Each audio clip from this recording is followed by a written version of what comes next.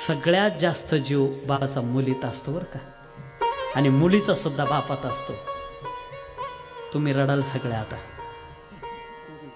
मी तुम्हाला विचारतोय, तुम्ही लहान होत्या ना, शाळेत जात होत्या,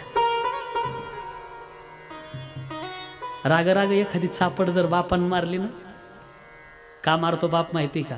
त्याला घरातलं ते पात्र तसं आहे ना, रंगवावं लागतं दादा त्याला, नाहीतर बाप निष्ठुर नाही. अरे मुलगी तर बापाचं काळीज असते दादा, काळीज आहे. म्हणून माझी विनंती आहे, जेवढ्या कुमारिका बहिणी इथं बसलेल्या असतील ना, तुम्ही भरपूर शिका, मोबाईल घेऊन फिरा, तोंड बांधून फिरा, पण आपल्या बापाला या समाजामध्ये खाली मान झुकवावी लागणार नाही. कोणतंच काम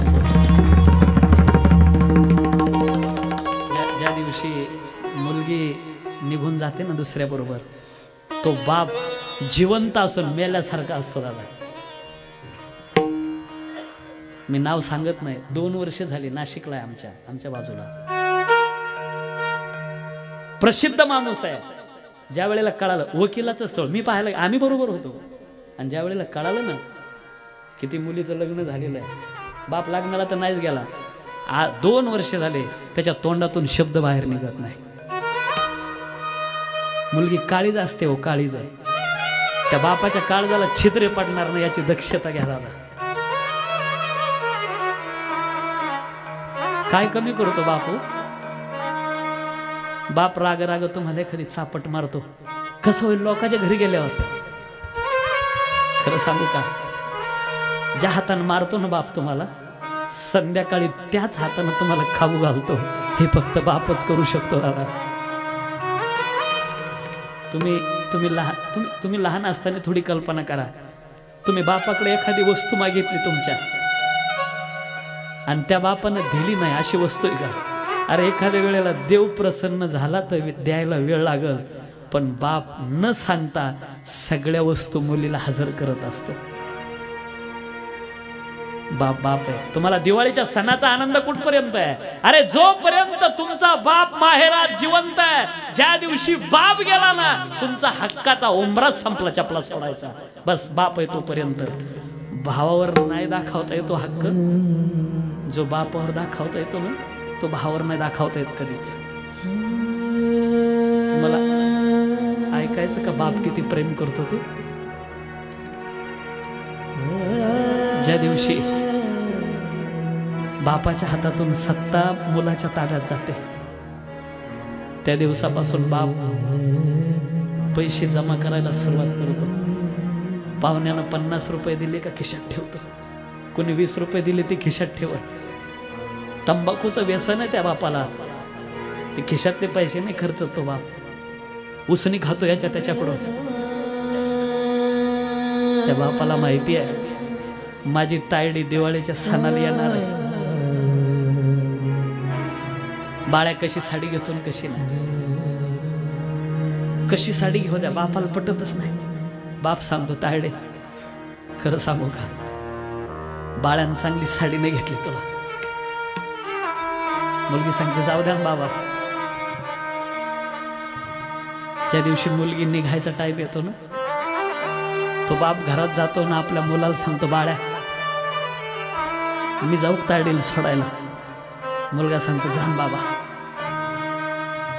किती म्हातारा बाप असू द्या, किती म्हातारा असू द्या, मुलीच्या दोन्ही पिशव्या त्या म्हाताऱ्या बापाच्या हातात असतात दादा.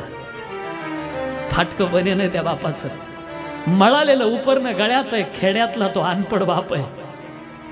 बस स्टँडवर आला की सोडून परत नाही जातो, मुलीला सीटवर बसून देतो, तिकीट काढून देईल, लगेच खाली नाही उतरत. तो बाप आहे ना दादा, कसा उतरेल तो? ज्या वेळेला ड्रायव्हर बसमध्ये बसतो, गाडी चालू होते आणि मुलगी सांगते बाबा गाडी चालू झाली ना, बाप खाली उतरायला लागतो. इथालचा प्रसंग फार अवघड आहे, प्रत्येक बापाच्या जीवनात येतो. शेवटच्या पायरीवर बाप पाय देतो आणि एक वेळेला माग वळून पाहतो. नाही राहावत दादा, कोण मुलगी अशी बापानं माग वळून पाहिल्याबरोबर ताडकन शिठावरून उठते, बापाच्या गळ्याला बिलकते, हंबरडा फोडते. ढोरागोरा सारखा तो बाप रडतोय. ढेकळावर पाणी पडलं का ढेकूळ कसा विरघळतो दादा, ती स्थिती त्याच्या अंतःकरणाची बापाची. बसमध्ये माणूस सापडणार नाही तुम्हाला, एकही माणूस सापडणार नाही जो रडत नाही. का रडता तो? बापाचा आणि मुलीचा असा प्रसंग पाहिल्यावर कोणाला रडू येणार नाही. बस मधली लोक रडतात यात नवल नाही हो.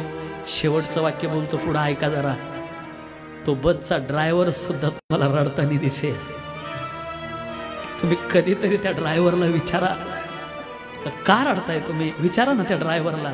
त्याचं एकच उत्तर असेल, अरे मी सुद्धा कोण्यातरी मुलीचा बाप आहे दादा, आणि या बापाच्या जीवनातला प्रसंग कधीतरी याही बापाच्या जीवनात येणार आहे. आजपासूनच रडायची प्रॅक्टिस करतो हा बाप. बसमधून बाप खाली उतरतो. ऐका ना कशा करता ते पैसे जमवले. आता खिशातले पैसे काढतो, फार नाही 150-200 रुपये असतील वर्षभरातले.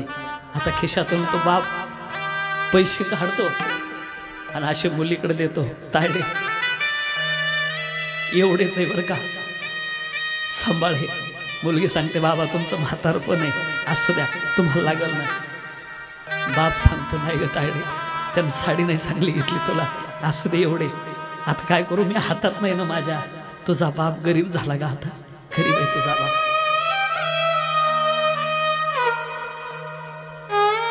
आणि बापाचा मुलीत तर जीव असतो, मुलीचाही बापात असतो.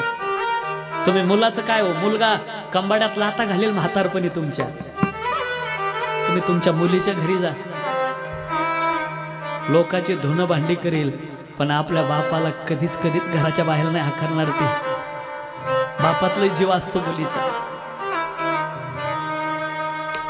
ज्या दिवशी माणसाची आई जाते ना, त्या दिवसापासून मुलगीच बापाची आई बनत असते. दादा विसरून मुलगी आई बनते.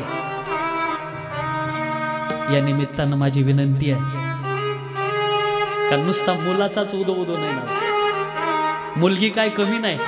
जसं प्रशांत भाऊने या ठिकाणी मोठा कार्यक्रम मुलीच्या निमित्ताने ठेवलाय ना, असं प्रत्येकाला मुलीचा आनंद असावा. अरे मुलगा काय, तुम्ही पहिल्यापासून संस्कारात राहणारी मुलगी आहे हो. पाहुणे जर आले तुमच्या घरी, तुम्ही मुलाला सांगा जरा दूध आणायला, आणि मुलीला सांगून पाहना, अरे मुलगी असा ओढणीच्या आतमध्ये ग्लास लपून धरेल, कधी दूध घेऊन येईल, पाहुण्याला कळू देणार नाही. आणि तुम्ही मुलाला सांगा तुमच्या, असा पाहुण्यासमोर ग्लास मध्ये 5 रुपयाचा ठोकळा टाकून असा वाजत निघून जाईल. मुलगी असते. अरे तुम्ही घराच्या दरवाजात आहे, तुम्ही किती आवाज द्या, कॅम्प्युटरवर बसलेला तुमचा मुलगा ढुंकून पाहणार नाही तुमच्याकडे. पण तुम्ही दरवाजात आहे ना, तेच मुलीच्या हातात पाण्याचा ग्लास असेल. हा फरक आहे. पळत जाईल, तुम्ही आतमध्ये येत नाही, तेच किचन मध्ये जाईल, ए मम्मी पप्पा आले. काय आनंद असतो दादा त्या मुलीला. आणि जास्त नाही ना, ती 18 वर्षाची पाहुणी ना दादा, तुमच्याकडे पाहुणी येते, काय अपेक्षा नसते हो तिला जास्त. फक्त दिवाळीच्या सणाची मुलीला आशा आहे, बाकीचं काय लागतं त्याला. विनंती आहे माझी, भावानं देखील बहिणीचा अव्हेर करू नका, आणि बापानं मुलीचा अजिबात कधी अव्हेर करू नका. कारण मुलगी बापाला सांभाळणारी, आईपेक्षा जास्त जीव मुलीचा बापात असतो. म्हणून विनंती आहे माझी, झालेली सेवा पांडुरंगाच्या चरणी पूर्ण विराम देतो. ज्ञानेश्वर महाराज ज्ञानेश्वर